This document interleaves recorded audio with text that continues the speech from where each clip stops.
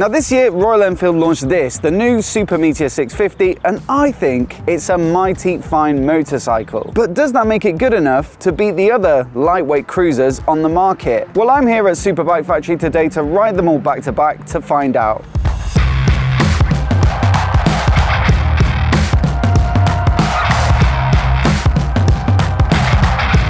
Now, before we get underway, I just want to say a massive thanks to Superbike Factory for supporting the channel by sponsoring this video. Now, the Enfield that I've got is a brand new press bike from Royal Enfield themselves, but the other two bikes, the Kawasaki Vulcan S and the Rebel 500 from Honda, these are both part of Superbike Factory stock. They've got all sorts on their website, all different genres of bikes at all different price points, and so you should be able to find something that's your cup of tea. So I'd definitely recommend getting down to one of their stores to check out their absolute abundance of bikes. But if you can't make it down or there's not one nearby, then you can always check out their website. Loads of great deals on there, and they deliver their bikes as well, some of them for free. So there's a link down in the description below where you can find out more information. And once again, a massive thanks to Superbike Factory for their support. So let's start with the engines, and despite the fact that they're all parallel twins and roughly similar in capacity, they do actually all have their own strengths and weaknesses. We'll start with the Enfield, for example. This is slightly old school feeling because it's air and oil cooled, and the result on the way it delivers its power is that it doesn't really rev as high as the other two bikes and makes most of its grunt in the sort of low to mid range. So while it does make a decent amount of torque and it sort of feels like it's got a bit of guts to it, you know, it doesn't keep on revving and revving, and so it makes actually about 46 horsepower peak. This Rebel 500 on the other hand is liquid cooled, so a lot more modern, and so despite the fact that it's quite a lot smaller in capacity, it's 471 cc, so nearly 200 smaller, it actually makes pretty much the same peak power. And look, it doesn't feel anywhere near as gutsy, but if you can keep it singing, it's actually quite quick, and it's about 50 kilograms lighter as well, so under acceleration it feels actually a little bit quicker. But the Vulcan S is probably the best of both worlds. It's got the 650 capacity of the Enfield, but also the liquid cooling of the Honda, and the result is the most powerful bike of the bunch. It delivers the most peak torque, but also has this sort of free revving feel, and if you can keep the revs up, you can actually get about 60 horsepower out of it. For me, out on the road, this feels the most satisfying to ride. It feels the quickest, it feels the most lively, and while the engine is a bit generic and not really very cruisery, out on the road, this is the one that feels quickest to me, and I think it's fair to say it delivers the most fun, even if it doesn't really have that classic cruiser feel to it. You see, both this bike and the Rebel 500 have a 180-degree interval on the crank, and so that means the gap between the two cylinders firing gives it a certain sound and feel.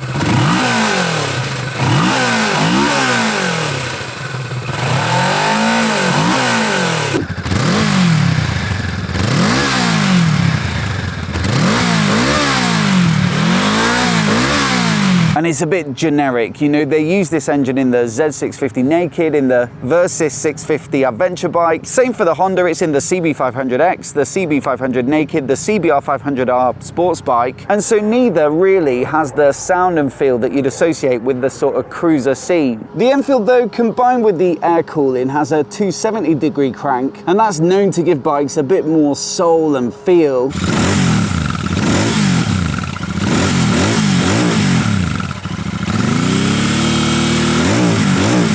And that's exactly what you get with this bike. It's the one out of the bunch that feels the most satisfying in terms of the grunt it gives you, and also gives you a little shade of the 90-degree V-twins that are most commonly found in cruisers. So yeah, while it might not be the quickest bike or the most revvy, for me I think it'd be my pick because it's got the most soulfulness and also that nice torquey low end. Now, from a handling perspective, both these bikes feel pretty similar and pretty neutral to me. They're never going to be the fastest turning or the hardest braking bike. The geometry of a cruiser means that it's quite relaxed and biased towards stability, but look, both are perfectly good and actually quite fun to ride. This one comes in at around 230 kilograms wet, this one 240, and so much lighter than your big mid to heavyweight cruisers, and you definitely feel that out on the road. Still, if you're coming from like a naked bike or something like that, you've got to expect a little bit less ground clearance. The riding position isn't as sporty either, and of course with the oversized front wheels and the single disc up front, there's going to be a trade-off in terms terms of how quickly you can ride, but generally I'd say they're both quite enjoyable at a sort of like moderate clip. Now the Rebel is easily the smallest of the bunch. It's just 190 kilograms curb, and it also sits the lowest. And so in some circumstances, that's definitely going to be an advantage. I'm thinking about commuting, picking your way through town traffic. This is probably the bike you'd choose. But I think out on the open road, this is probably the one that's the least engaging for me.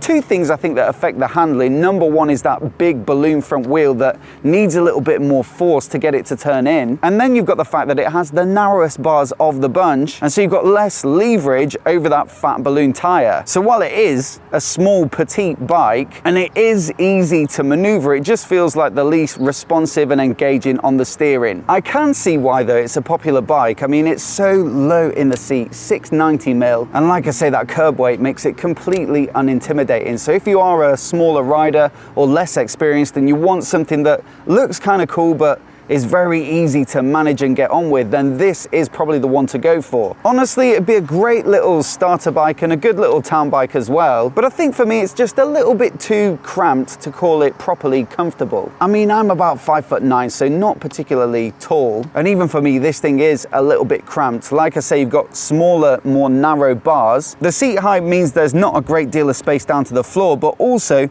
with the mid-position pegs, I feel a bit cramped in the knee angle, and I probably wouldn't be super comfortable over distance. The other two though, they're much more spacious and much more comfortable for me, and I think they're both right in that sweet spot of like small enough to say that they're lightweight cruisers and give them some advantage over the bigger bikes, but not so small that you're all squashed up and cramped on them. Now they're really quite similar in terms of riding position. The bars are sort of wide and high. The foot controls are forward set, but they're not super far to reach to because they're not necessarily that big bikes. And the saddles are sort of a similar tractory shape, which I really like, and I do find both of them very comfortable. The key difference between these two bikes though is that the Super Meteor sits quite a bit taller. That bike feels much more like what you'd expect for a cruiser. Low slung, it feels quite badass in the riding position. Whereas the Enfield, you know, it's a bit less typical cruiser, but in a way it's quite a nice compromise between a sort of retro like their Interceptor 650 and something like that. The forward controls and those big bars do give it that sort of commanding position, but your bum's not right down by the floor. And if you want something that does sit a little bit taller for whatever reason, maybe you're a bit on the tall side yourself, or you find that lowness difficult to get on with, then this is a really nice sort of halfway house. Now for me, there are two big advantages of this bike over the other two.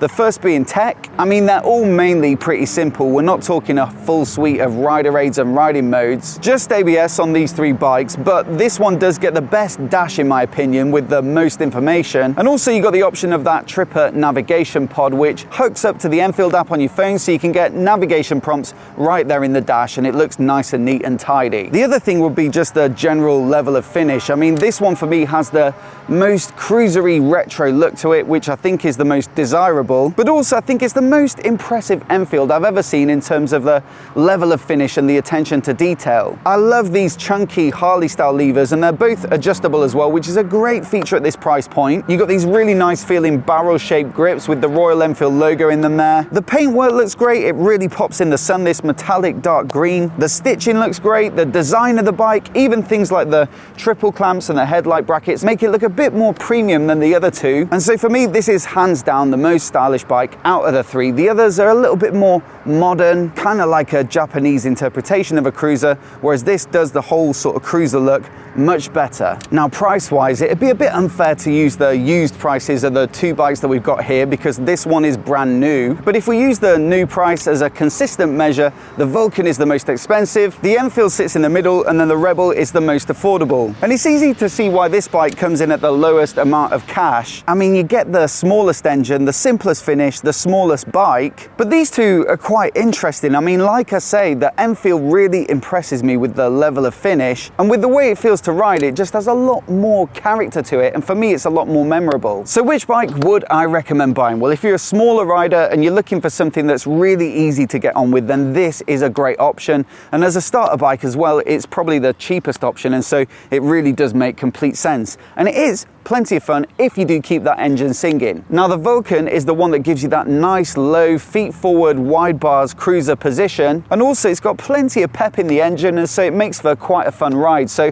if you want to go quickly, that's probably the one to go for. But I think if you want the bike that really does deliver a bit of cruiser character and soul and a cruiser riding experience, and you can get on with that slightly higher saddle height, then the Enfield, of course, is a brilliant choice. As always though, I'd love to know which bike you pick down in the comments below, so do let me know. Another massive thanks to Superbike Factory for sorting me out with these bikes today. We've got loads of great videos from Superbike Factory over the past year or so. I'll put a link to a playlist right here on the screen so you can see them all. Many thanks for watching today, and I'll see you in the next one.